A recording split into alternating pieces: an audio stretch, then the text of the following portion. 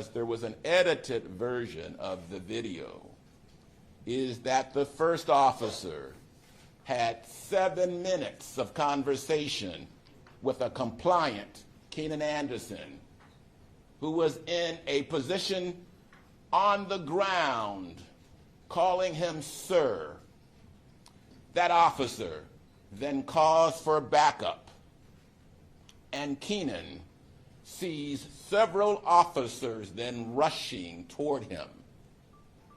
His reaction then was a reaction that several black men would react in a similar situation, was one of fear.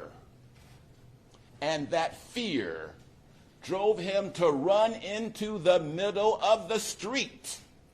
We're not talking about Gold Leaf. We're talking about Lincoln Boulevard. And what did he do then? He was again compliant, on the ground, in a submissive position, when the hammer did its job, treating that flower like a nail. All right, guys, so we got to follow up on this story about the alleged cousin of BLM co-founder Patrisse Cullors. His name is Keenan Anderson, who died after resisting arrest in what appeared to be a panic episode that was induced by the fact that this man had a cocktail of narcotics, including coke and marijuana, in his system that probably contributed to him resisting arrest. And then eventually being arrested by police after he allegedly participated in a hit and run and tried to steal another person's vehicle, in which the police, because the person was non-compliant, had to tase him on multiple occasions to get him to comply with the arrest. 4 hours later, the guy ended up dying of a cardiac arrest, okay, 4 hours later. Now, this story has gone viral because the woke revolutionaries are desperately looking for another George Floyd type of situation that they can grift and they can make money off of. And boy, oh boy, oh boy, does this update right here kind of show you guys exactly what I'm talking about. As the family of Keenan Anderson has filed a $50 million claim against the city, LAPD, in response to the death of Keenan Anderson. And you guys should not be surprised that ambulance chasing clown, race hustler #1, Ben Crump, is on the scene, right? Trying to collect a check, trying to profit off the death of this black man.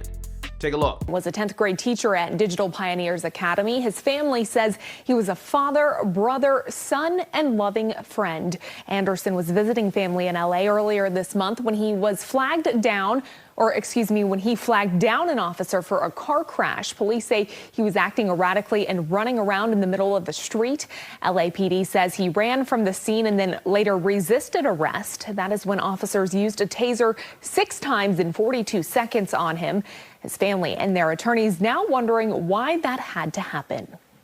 You know, the police officers are trained. They are educated on these matters over and over again. The fact that the companies even warn that it shouldn't be more than 15 seconds max, not more than 3 tasers, or it could prove fatal. So they know all of this.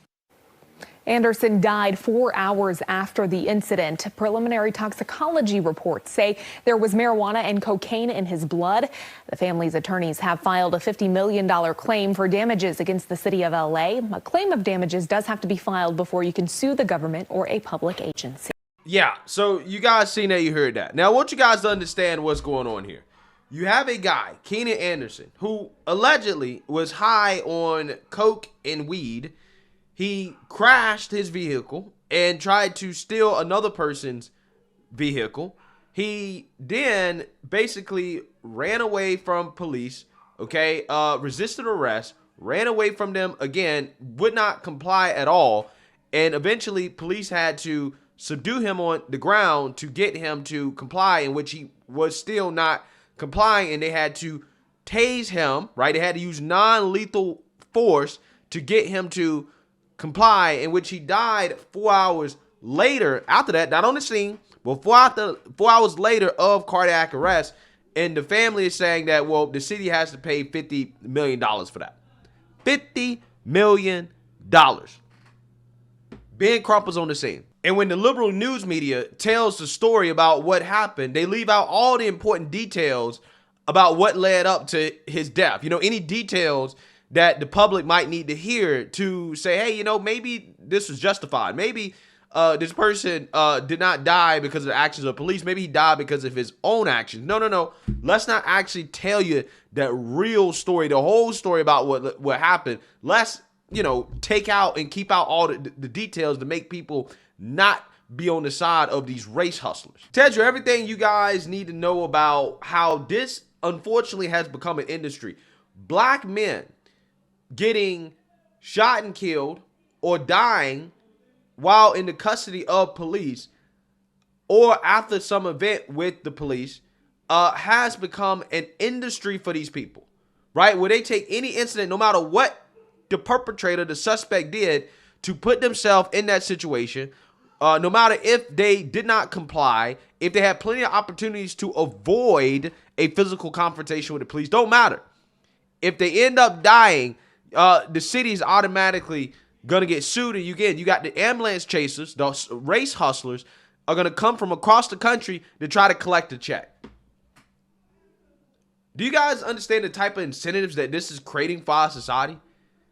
Is this really saving black lives? No, I'm so serious. Like, do you think that this type of incentive that is being set up is gonna save black lives? I think this is actually gonna cost more black lives. And the race hustlers don't care because it was never about black lives for them. Because in a normal society, in a sane society, we would not reward people for bad behavior. Keenan Anderson did not deserve to die.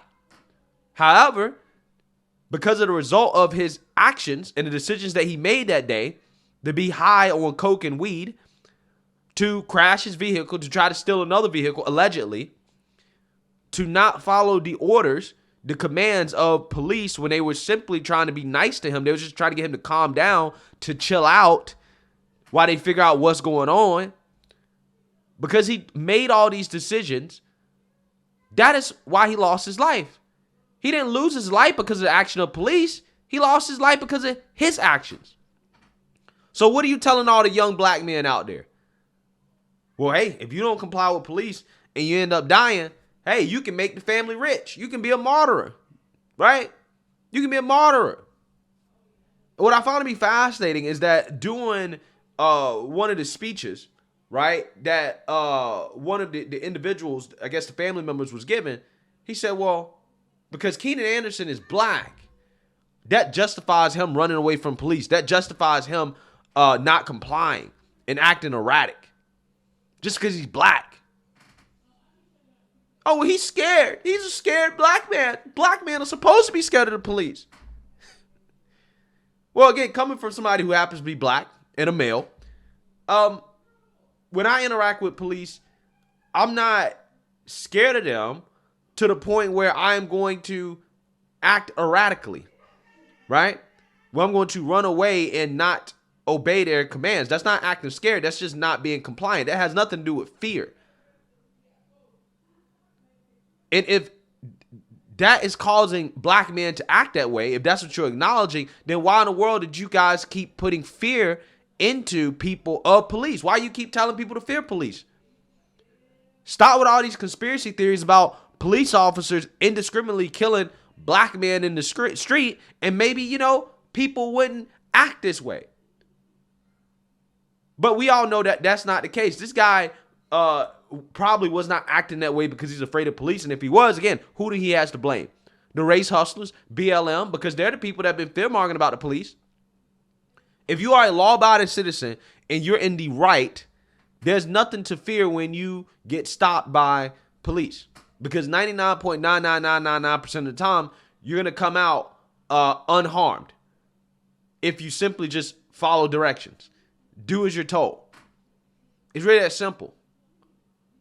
But again, we live in a society where we are rewarding people who don't do what they told. We're rewarding lawbreakers. We're rewarding criminals.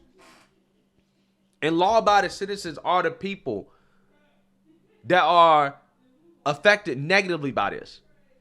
Nobody's asking, well, how is the person that this person allegedly crashed his car into? Or the person that he allegedly tried to steal a car from, how are they doing? How are the police doing? Nobody cares about how they're doing. Everybody cares about the criminal, the guy who made stupid decisions and put himself in a situation where, unfortunately, he lost his life, probably due to the totality of the circumstances. Again, it's absolutely amazing to me how every time this happens, the first thing these people want to do is go out here and try to get a check. They want to get paid $50 million. $50 million. This is an industry. And it has to stop. These cities have to stop paying out money when criminals put themselves in situations like this and they end up losing their lives. Cities have to start denying this stuff. Like, no, we're not paying this out. We're not going to incentivize this.